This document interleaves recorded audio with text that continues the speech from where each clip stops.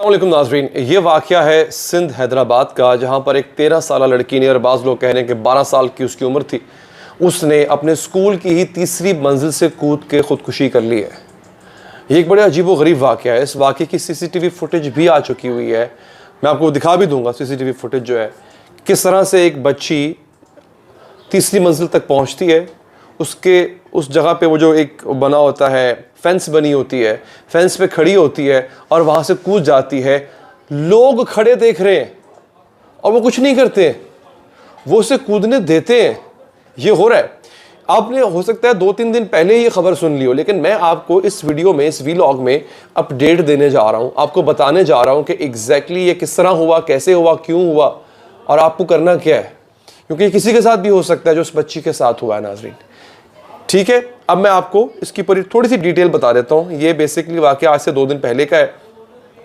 6th grade यानी 6ठी जमात की तालिब इल्म बच्ची है। नाम मैं उसका नहीं बताऊँगा। उसकी एक होता है, ख़वातीन बच्चियों का एक होता है, यार मैं नाम नहीं बताऊँगा उसका। अब होता ये है, स्कूल की छुट्टी का वक्त था और उस पर जाके उसने जो है वो तीसरी मंजिल पे पहुँचती है बच्ची और वहाँ से छलांग लगा देती है, जहाँ भाग हो जाती है। अच्छा, अब हुआ ये है कि फ़िलहाल स्कूल को कर दिया गया सील। स्कूल का जो सर्टिफिकेट है वो कैंसिल करके उसको सील कर दिया गया हुआ है और उसके जो फैमिली मेम्बर्स हैं उन्होंने स्कूल के प्रिंसिपल को मुर्द इल्ज़ाम ठहराया। अब ख़बर यह आई है कि स्कूल के प्रिंसिपल को भी निकाल दिया गया हुआ है। नाज़रीन, ये चीज़ इतनी कॉमन हो चुकी हुई है। बाकी हुआ ये है कि 4 मेंबरान की एक कमेटी बन गई हुई है। Ministry of education and literacy department, government of Sindh ने एक नोटिस भी जारी कर दिया है और उन्होंने कहा है कि स्कूल इंतज़ामिया की गफलत ज़ाहिर होने पर स्कूल की रजिस्ट्रेशन मुअत्तल, प्रिंसिपल को बर्खास्त करने की हिदायत, इंक्वायरी रिपोर्ट वज़ीर तालीम सिंध को पेश कर दी गई है। अब अभी तक तो पता ये चला है कि स्कूल की गफलत है कि वो उसको रोक सकते थे। जब सीसीटीवी कैमरा में आपको एक बच्ची खड़ी हुई नज़र आ रही है, अगर आप वो वीडियो देखें मैं आपको दिखाऊंगा, उस कैमरा में एक बच्ची वहाँ पर फेंस पे खड़ी हुई नज़र आ रही है। इसका मतलब है वो कूदना चाहती है। अगर वो वैसे भी रिस्क है, वो गिर सकती है वहाँ से, तो कोई पकड़ने क्यों नहीं गया। 2 वहाँ के स्टाफ मेंबर्स वहाँ पे खड़े हैं और वो उस लड़की को फेंस के ऊपर चढ़ता देख रहे हैं, लेकिन उसको रोक कोई नहीं रहा। अब हुआ यह है कि उन 2 लोगों को भी शामिल तफ्तीश किया गया, पुलिस इंक्वायरी में शामिल कर लिया गया। बहुत सही किया गया। उनका काम था उसको रोकना, उनका काम था वहाँ पे उसको प्रिवेंट करना उसको। अच्छा, अब होता ही है नाज़रीन कि बच्ची ने ये किया क्यों, बच्ची ने खुद ये क्यों किया, ये बात समझ से बाहर है। इस पर खबर ये आई है, 2 चीज़ें तक बताई जा रही नाज़रीन। एक तो ये बताया जा रहा है कि बच्ची को प्रेशर था ग्रेड्स का। पहले तो खबर ये आई ना कि बच्ची को प्रेशर था ग्रेड्स का, और हमने यही सुना हुआ है कि हमारे दौर में भी ऐसा होता था कि हमें बहुत प्रेशर देते थे, आपने अव्वल पोजीशन लेनी है, आपने किसी सब्जेक्ट में फेल नहीं होना है या कम मार्क्स नहीं लेने हैं, उसका बहुत प्रेशर डाला जाता है। ये होता था और अभी तक होता आ रहा है। एक तो जनाब नाज़रीन ये चीज़ है। दूसरी अहम बात जो है वो ये है, जो खबर एक दूसरी चीज़ सामने आ रही है वही आ रही है कि उस बच्ची को हरासा भी किया गया। बाज़ लोग ये क्लेम कर रहे हैं, again this is not authentic, but उस बच्ची को हरासा भी किया गया, जो कि अपने आप में बहुत बड़ा जुर्म है। किसी को बता नहीं पाई वो, और फिर ये वाक़या हो गया। ये 2 चीज़ें मैंने आपके सामने रख दी। इन दोनों चीज़ों में कसूर किसका है? इन दोनों चीज़ों में कसूर किसका है?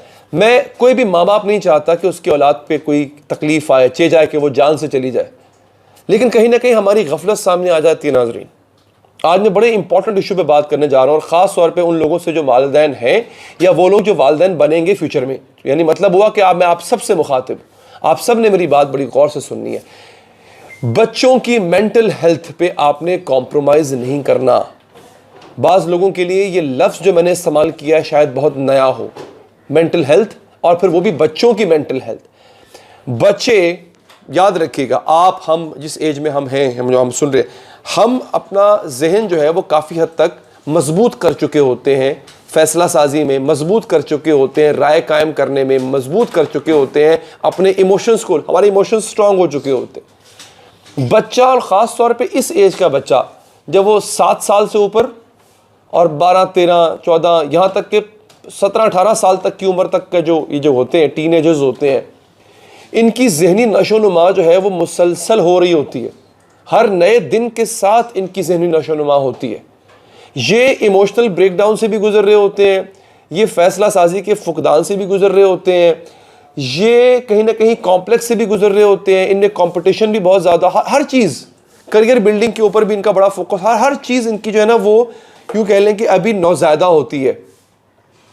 इन्हें अपने दोस्तों को देख के एहसास होता है कि फॉर एग्जांपल कोई वो ज़्यादा अमीर है, इनके अंदर बहुत जल्दी इस उम्र में बहुत जल्दी एहसास कमतरी आ जाता होता है, या वो मुझसे ज़्यादा मार्क्स लेता है तो मेरे पेरेंट्स उसको पसंद करते हैं, उसकी मिसालें बार बार मेरे सामने देते हैं, ज़हन में बैठ जाती हैं। ये वो कच्ची उम्र होती है, कहते हैं ना कच्ची उम्र, ये होती है। इस उम्र में आपने ख़ास ख्याल करना होता है अपने बच्चों से। करना क्या, आप पूछेंगे करना क्या होता है? दोस्तों, आपने कम्युनिकेट करना होता है।